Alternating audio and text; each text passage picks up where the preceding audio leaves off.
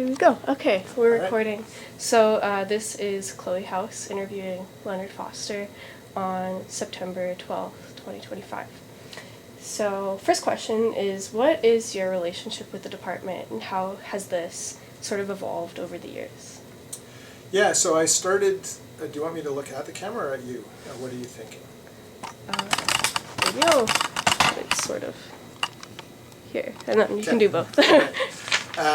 So I started my position in January 2005.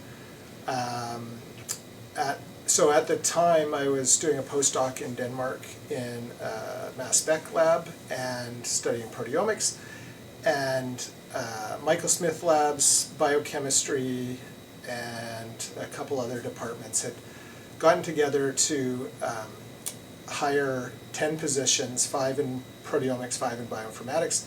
I was in one of the leading proteomics labs in the world at the time, and the stars kind of aligned. I applied and got a position that was joint between Michael Smith Labs and biochemistry. My home province, I grew up in northern BC, so I felt incredibly fortunate to be able to come back to British Columbia to start my independent career. So I started in 2005, and I've been involved in the department ever since. I became associate prof in 2010, I think, and in 2007 or 2008 I took over management of the proteomics core facility, so I've done that as a contribution to the department for many years.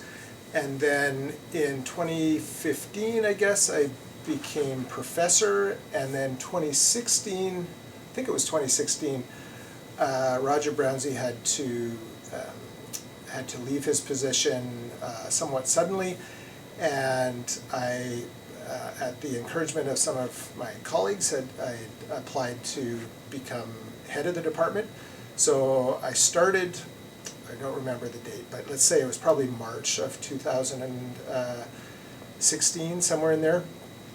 I was interim head for a couple of years and then became full head and was head until 2024. And then I resigned as head and took over as the director of the Life Science Institute, and still obviously am involved in the department. And yeah, I guess that's been a quick snapshot of my role here. Okay, great. So next question, I guess sort of pretty similar to that, is what work do you do in our department? So I guess like research and also more admin and other type of roles. Sure. So classically, a research faculty member's split is 40% research, 40% teaching, and 20% admin. I've always had an active, quite an active research lab. When I started, Brett Finley kind of took me under his wing, I guess, and I got involved with a big project that he had just started at the time. That really got me launched into being involved in proteomics projects with other people in the department and around the university. Around the same time, Steve Withers had also been involved in one of the grants that funded the Life Science Center, the building, and his role in it had been in the mass spectrometry part of that CFI grant, but he didn't want to take on the responsibility of managing those instruments, so he turned that over to me, and so stars continued to align for me. I got I was given charge of 2 new mass spectrometers that really helped us advance our research program. So in terms of what I do, for probably the last 15 or so years, I've had a lab of about 20 to 25 people. So I supervise grad students, supervise undergrad students and postdocs, of course. so I run my research lab. It ends up collaborating with many different people in the department. There are a few people in the department that I haven't collaborated with, but not very many. And that's the research side of it, I guess. Teaching, I started teaching in 2006, I believe. I started in Biochemistry 300, which was the general biochemistry for non-majors at the time. And I taught in that for several years, and then moved into a few other courses that were a little more specific to protein chemistry, or even more specifically to proteomics and mass spectrometry. So my teaching, even when I was department head, I was teaching part of an undergrad course and part of a grad course. Since I'm not department head anymore, I teach all of Biochemistry 557, one of the grad courses, and then currently I'm teaching in Biochem 306 as well. Administratively, my first role was with the BMB discussion group, so our seminar committee basically.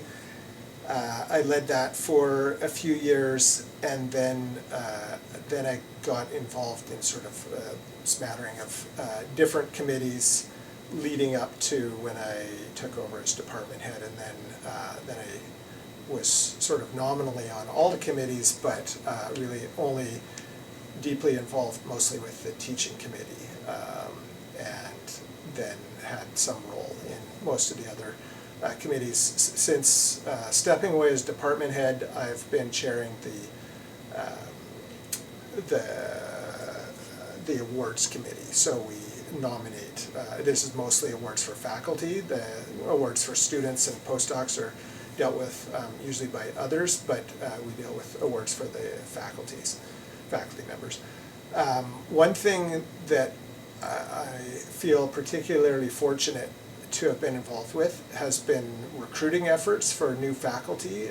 So when I took over as department head, we were almost at an all-time low, I think, in terms of number of faculty, because medicine had not been hiring new people for several years because of budget reasons. And so when I started as department head, or over the course of me being department head, I think we recruited 8 or so people, and so I got to be involved in every one of those, and that's always been one of the things I find most rewarding about doing admin work.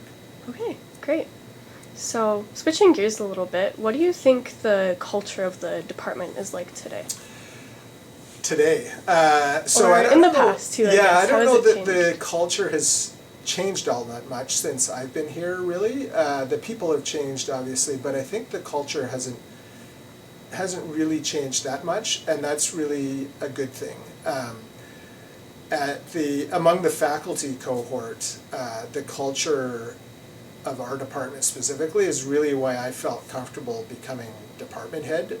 It's a group of people who are all doing their own thing, and they're all busy, but when help is needed, people are always willing to be on a committee or whatever, do whatever's needed to accomplish what needs to get done. So it's a very collaborative department in the sort of administrative sense. It's also a very collaborative department in the research sense, but it's a good group of people to work with, and especially so when you hear about stories in other departments where there's cliques or sort of divisions, and that really doesn't happen in our department. It's always been a fun place to be part of.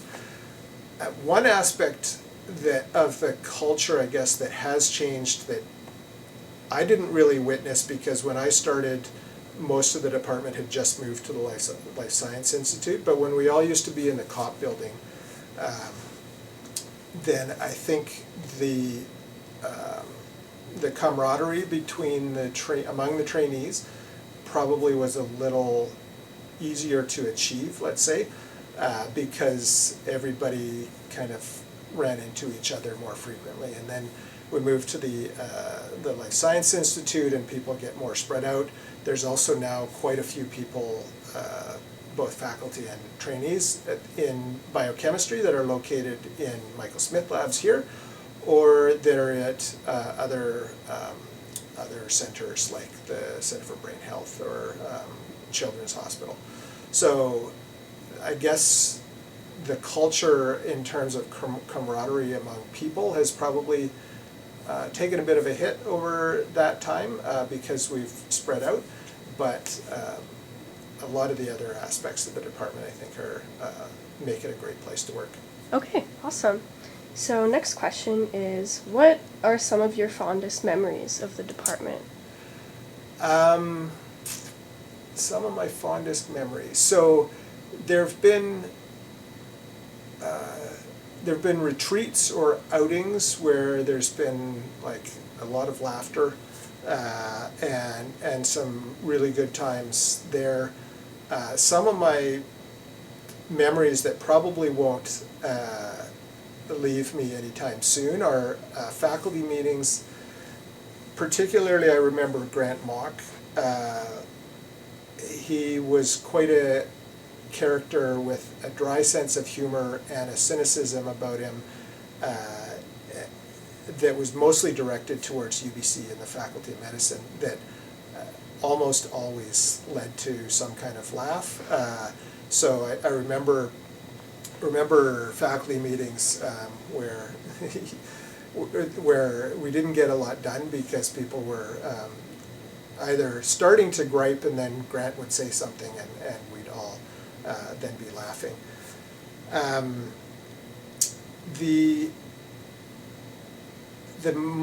The things I enjoy the most about my job, on the admin side, my fondest memories will be recruiting people. Getting to see all these different young, just out of postdoc people who are looking for positions, and finding the one that we think fits the best with our department, and then being able to kind of support them and nurture them and see them succeed is extremely rewarding. And then on the research side, the thing I enjoy the most is talking with the students and others in my lab about science, or not even in my lab, but people from other labs as well. I guess that's not specific to our department, but that's the thing I love the most about the kind of job that we have. Okay, awesome. So next question that we have is, what is your proudest contribution to the department over the years? I think my proudest contribution is my time as department head and the successes that I saw that I think came out of that period. The biggest success, I would say, would be all the recruiting that we were able to do. Some of that I can't take, some of the sort of impetus for doing that recruiting I can't take full credit for, because at the same time that I started, the purse strings were sort of loosening a bit, and it was a little easier to get funding for new positions, but others I had to fight for. And then in the end, taking us from a relatively low point in terms of our faculty cohort to our strongest point now, and in particular making a conscious effort to rebalance the diversity in the department. We're not fully balanced. There's still some ways to go, but we're a long ways from where we were 10 years ago or so. So I'm particularly proud of that. Okay, great. So I guess sort of related to that question is, how do you think the department has sort of changed over the years while you've been here?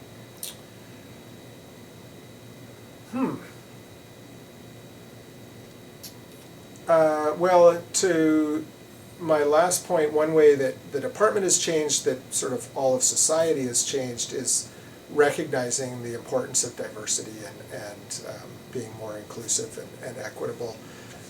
So that has manifested in several ways, like in terms of the distribution of our faculty members, but also a strong movement a number of years ago to recognize that we need to do much more about grad student stipends, and like nobody's paid enough, certainly not grad students, but we have come a long ways in the last 5 or 6 years to make things a little bit more comfortable.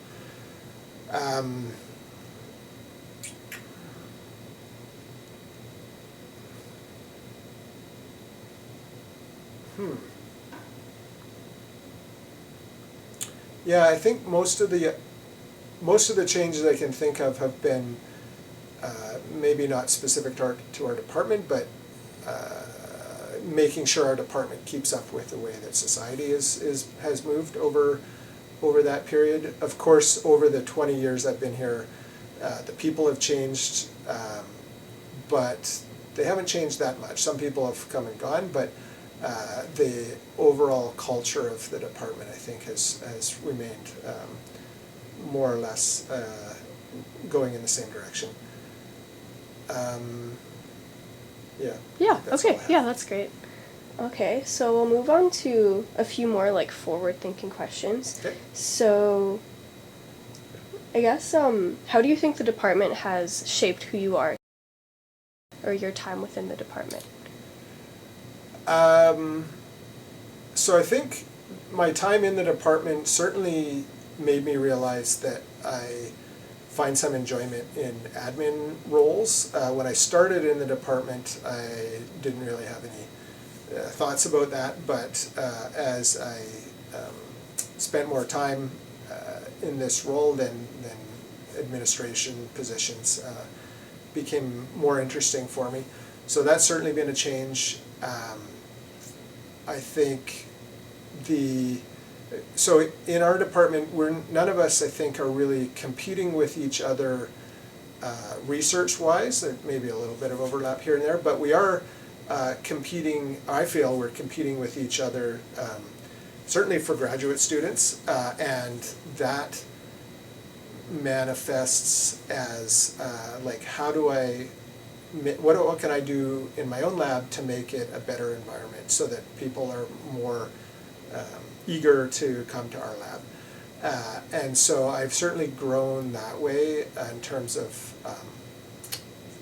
learning how to better support people, and obviously everybody's different, so there's no like one rule that works there, but being able to work with anybody regardless of what their own personal situation is, and try to support them in ways that allow them to do whatever it is they want to do. Not everybody wants to stay in the academic track, less so now than 10 years ago as well, but everybody has some kind of dream about what they want to do, and we, as a leader of a lab, we have to make sure that we support all of those, not just the ones that are going to move into an academic position. So I guess my time in the department has helped shape me into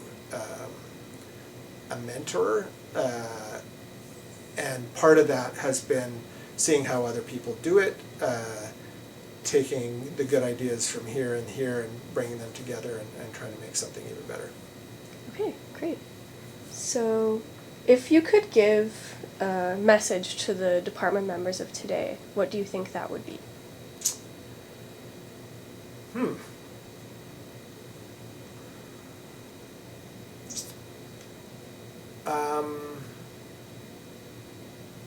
I think one thing that I try to both practice and preach is work-life balance, and I feel like it's fairly well recognized at UBC that work-life balance is important, and that's very different from our colleagues in Toronto, for example, or out east, where work-life balance also matters, but the balance is a little different. There's more work than life, and so I try to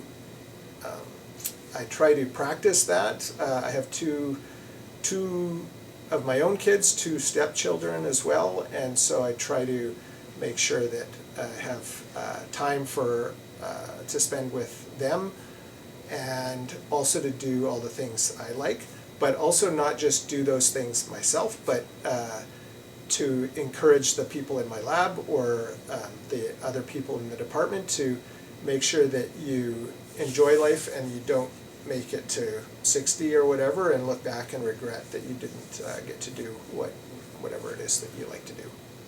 Great, that's a great message. I think that's something we should all focus on a lot more in our lives, for sure. So, I guess sort of related to that is, what do you think that the department should focus on in the next 25 years? So I think a large part of the formula that has made BMB so successful has been the attitude when we're hiring new faculty of trying to hire the best person, regardless of what they do, what their research area is. We have, especially I felt it a lot during my time as head, but it's continued, and it existed before. There's pressure from the university to do more targeted hires, like we think whatever. We think cardiac health is going to be a important area for the future, so let's hire someone who studies electrophysiology of the heart or whatever, which is not to say that that's not a worthwhile area to study, but the way biochemistry has always gone about it is to try to do an open search, and as long as it's within the general areas of biochemistry or molecular biology, everybody is considered, and that is a way. I think that's the key thing to staying ahead of the field, staying ahead of other biochem departments or other departments at other institutions. Top-down choices about what the hottest areas are going to be never work, and so if we hire the person who's doing the most exciting stuff at any given time, that is going to pay off into the future constantly. And if we continue to do that, we will continue to stay ahead of the game and stay relevant. The other, I mentioned before my conscious effort as department head to try to rebalance diversity in the department, and so I would say hand in hand with hiring the best person in the most exciting area has to be that we think about more than just, is this the best person, whatever that means. We have to recognize that there's many ways of defining the best, and that the diversity that people see in a group of people is important. So that needs to be in the back of our minds at all times. Okay, great. I have one more question for you, if you don't mind. Yep. So, looking backwards again a little bit, what kind of legacy do you think that the department's created as a whole? I think our legacy in the university is, if anybody cares to look, it is quite a remarkable legacy. We've had 2 Nobel Prize winners who have either won the prize while they're in the department, or a large part of the work that they did that deserved the prize was done in our department. There's no other department at the university that comes anywhere close. We constantly bat above our weight in terms of the amount of grants that we bring in, the major awards that we bring in, the citations, the number of papers, and in many categories we lead the university in that way. And I won't try to make a claim that we're not recognized enough for that. I think the university does recognize that. It doesn't always come through in the way we might hope when we're trying to hire new people or convince the dean that we need to hire a new person. But we have a really remarkable research track record that has had an impact on not just the university but the whole province. Like Michael Smith's name is synonymous with science in British Columbia, and that's our legacy is not going to be just Michael Smith, but it will be research excellence writ large in many areas. Okay, perfect. Well, that's all the questions I have for you. So thank you Okay. so much for your time. All right, thank you for the opportunity and all your efforts here. Yeah, I'll stop the recording now.